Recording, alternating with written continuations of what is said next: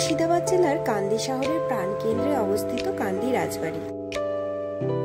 400 বছরের পুরনো এই রাজবাড়িটিতে রাজারা বহু যুগ থেকেই বসবাস না করলেও এর অভ্যন্তরে অবস্থিত রাধাবল্লভজির মন্দিরটি স্বমহিমায় টিকে আছে। প্রতি বছর রাস উৎসবে এই মন্দিরটি খুব সুন্দর করে সাজানো হয় এবং প্রচুর লোক সমাগম হয়। এছাড়াও এই মন্দিরে নিত্য পূজাও হয়। কান্দি শহরের এটি একটি অন্যতম মূল দ্রষ্টব্য।